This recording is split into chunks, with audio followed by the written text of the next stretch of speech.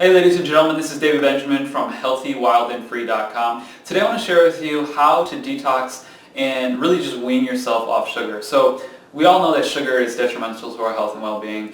Sugar is a cause of inflammation in the body. It's an extremely addicting source of fuel, and in fact in one study they found that sugar was more addicting than cocaine, and it was either with rats or mice. They basically put sugar in water and cocaine in water, and they found the mice went back to the sugar water more often than the cocaine. So sugar is addicting, and it leads to increased fat, obesity, belly fat, inflammation, pain, aches, headaches, really lots of different health conditions and ailments within the human body. And we know that once we start to reduce sugar from our diet and from our life, we start to see those health conditions begin to clear up kind of on their own, and our body begins to change. Physically, mentally we begin to change, because instead of having those sugar spikes and sugar crashes, our body is more reliant on alternative sources of fuel and energy, which allow us and our energy to be more sustainable and consistent throughout the day. So there are many benefits to not really eating sugar at all for the most part. I'm not advocating, don't ever eat sugar, don't ever have a brownie or a cookie again, but with that being said, it's important to understand that the lower your sugar intake overall, the better your health will be, the better you'll feel, the better you'll sleep, and things like that. So it's very important. So the information I'm going to share with you today is going to allow you to strategically and tactically place yourself in a position where psychologically you can beat sugar, if you will, and then also at the same time nutritionally use nutrition and food to your advantage. So using your brain and your mind and your body and your kind of biohacking, if you will, your digestive system and your brain, so that you become addicted to healthier sources of fuel as opposed to sugar. So with that being said, there are certain things that you can do. I'm going to recommend several things in this video, so I recommend paying very close attention to those specific recommendations, because they're very specific, and at the same time read the article that I'm going to post right below this video. Whether you're on Facebook viewing this or on YouTube, there's going to be an article attached, so make sure to read that as well. So first things first, when you ingest sugar, what happens is your body produces a hormone known as insulin. Insulin is the hormone that is produced that is sort of the barrier or the buffer between the sugar and the glucose, the glycogen, and your body's absorption and capability to use that sugar. So when you ingest sugar, your body produces insulin, and that insulin converts that sugar into usable energy for your body. The thing is that when you begin to eat more and more sugar, your body produces more and more insulin. Insulin is the hormone, like I said, that converts that sugar into energy. The problem with eating sugar is that the more you eat, the more insulin resistant your body becomes. In other words, your body is resistant to using insulin in terms of converting that sugar into energy. So your body begins to produce more insulin because it needs to, in order to convert that sugar into energy for the body. When it produces more insulin, your body, all sorts of things happens within your body. Belly fat, pre-diabetic, anything to do with basically bad health, imbalanced hormones, the list goes on and on, headaches, pain, inflammation, all sorts of things will happen. So your body actually gets to a point where it needs to produce more insulin in order to convert the sugar, and that becomes inefficient essentially at converting that sugar into energy. And the issue is that your body and your health suffer as a byproduct of that. So you want your insulin, you want high insulin sensitivity. Insulin sensitivity means your insulin works efficiently, it works well. And if you don't have high intake of sugar in your diet, your body will be insulin sensitive, meaning your body can use that insulin efficiently to convert that sugar into energy, so that when you do have sugar, it turns into energy, and it's not creating a huge imbalance, and it's a quick process in your body, and it doesn't sit around and fester hormonal problems and pre-diabetic and obesity and all these other things, headaches, pain, and inflammation. So with that being said, First thing I recommend is eat protein. Organic whole food protein sources such as nuts and seeds, sprouted if you can, because it's going to remove anti-nutrients and things like that. But just organic nuts and seeds, almonds, Brazil nuts, cashews, peanuts, some of them, some people say limit those because of the mold intake and things like that. But really just as many nuts and seeds, sunflower, pumpkin seeds, nuts and seeds, nuts and seeds, nuts and seeds. They are amazing sources of protein, and you're going to help balance your blood sugar levels. Protein is a good blood sugar balancer. So whenever your blood sugar levels get low and you have sort of a sugar addiction, or you want sugar as a source of fuel, by replacing that with protein, your body will efficiently balance out those blood sugar levels and create that harmony that your body is looking for without that sugar spike and drop again. So reach for protein, reach for nuts and seeds. Always have nuts and seeds on hand, preferably organic. That's going to be a huge help to you when you're transitioning off of sugar. The next recommendation I would make is to simply have fruit on hand. Sugar in terms of fruit or brownies or cakes and cookies, there's a difference there. People, they're obviously you're consuming sugar. There's sugar in both. There's fructose, fruit sugar in fruits, and then there's glycose or glycogen and other sources of refined sugar. The difference is that the fruit sugar contains enzymes, antioxidants, nutrients, and lots of fiber. Fiber acts as a buffer, or once again sort of a barrier to that sugar metabolizing and digesting within the body, which means that sugar won't hit your body in such a strong, potent way, and it'll allow that to be spread out a little bit. So the fiber in fruits is your best friend, and fruits are sweet. I mean, if you eat more fruit in replacement of the refined sugars, that's a great transition right there, because at least you're getting the nutrition and the fiber with it, and it's spreading that sugar out over time, as opposed to a strong amount of sugar at one time that hits your pancreas really hard, produces more insulin, so on and so forth. So fruits are your friend. Nuts and seeds are your friend as well. So just start eating more fruit. Start eating more protein. Protein as well. If you eat meat or paleo or anything like that, organic pastured meat and eggs are great as well. Protein is very beneficial, and so are fruits.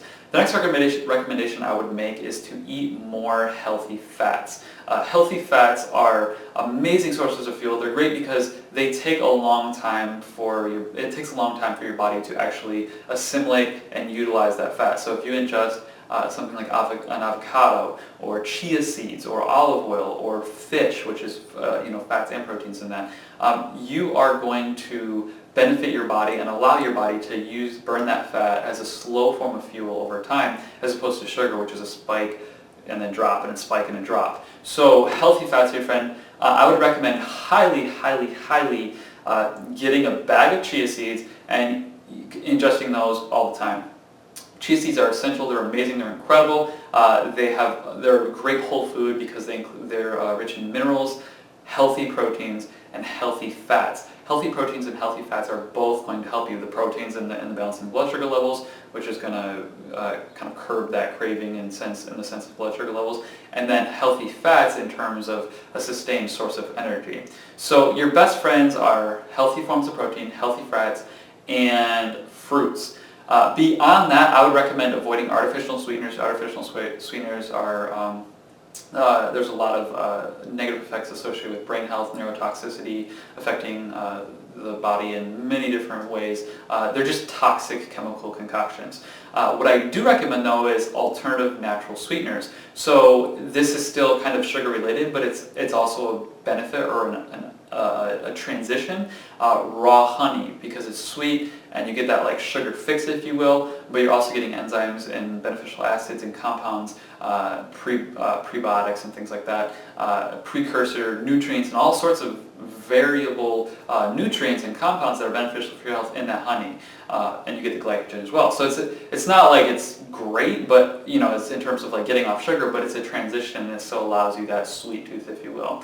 Another recommendation I would make is to get stevia. There's a company called Omega Organics that has an incredible line of stevia products, high quality liquid concentrate stevia in dropper bottles. They're glass. And they have plain stevia, flavored stevia, vanilla, butterscotch. I mean, they have a huge range of flavors, and they're all natural, organic stevia. Stevia is great. It balances the blood sugar levels, and it is not going to affect the blood sugar levels at all in any way. So a sweetener that doesn't raise blood sugar levels is really, really rare. I mean, honey, agave, the list goes on and on and on. All of those raise your blood sugar levels, whereas stevia does not. So stevia is a great alternative, and the great thing about stevia too is it also contains chromium, which is an essential nutrient for your pancreas and pancreatic health and getting your pancreas healthy again. So that's part of the process as well, is weaning yourself off sugar, is getting your pancreas healthy, getting your pancreas balanced and harmonized, and chromium is one of those essential nutrients that you can find in stevia,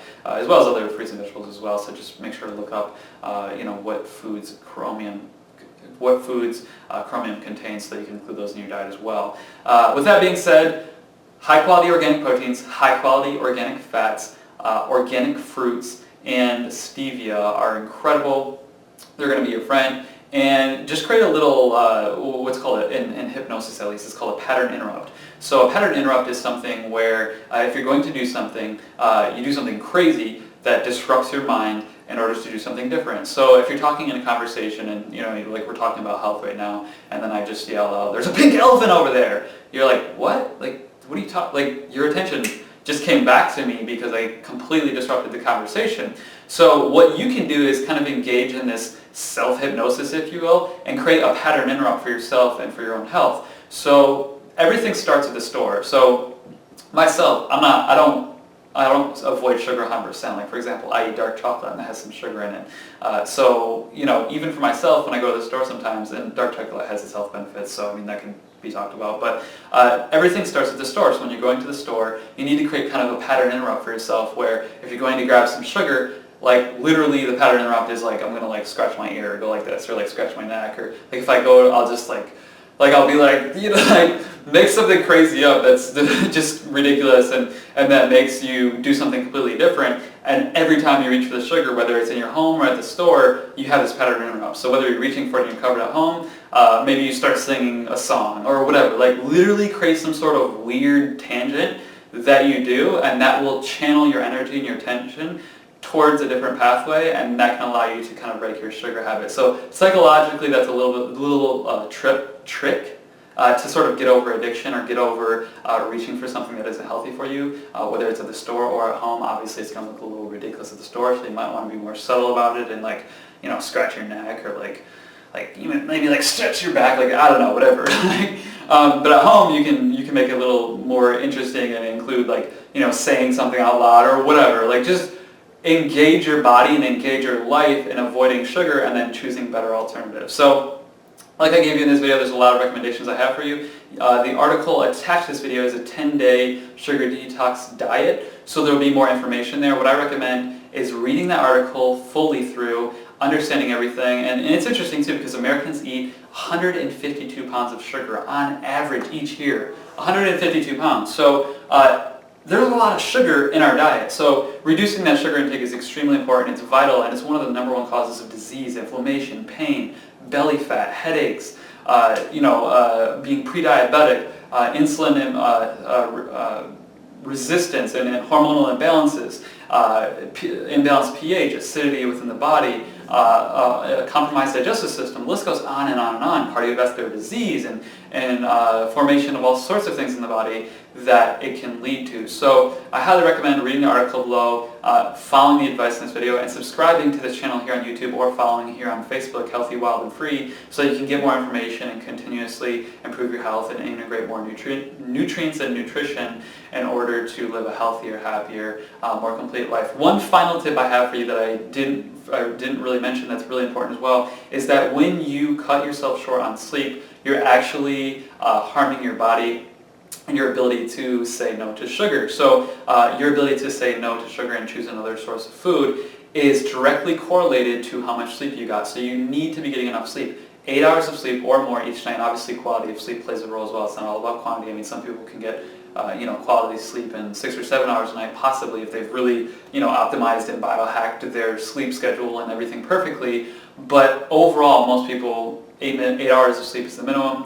And that sleep, you're going to get the quality within that time period, is going to allow you more energy the next day to just move, navigate, live life. Whereas if you don't and you're short on sleep, They've actually found that your appetite changes, you're more likely to grab carbs and sugar and reach for the easier, quicker sources of fuel that are obviously not as healthy. So get your sleep as well. That's a big step in overcoming that sugar addiction. And another thing too is hydrate yourself. Drink more water. A lot of people, the majority of people are dehydrated. You shouldn't feel thirsty. Your mouth shouldn't be dry. Your lips shouldn't be dry. You shouldn't be thirsty at all. So make sure to drink water, because water is your body is 70-75% water. I mean, it depends on your age and where you live and a lot of different things, obviously, and how well your body holds on. If your body's holding water, not holding water, or whatever.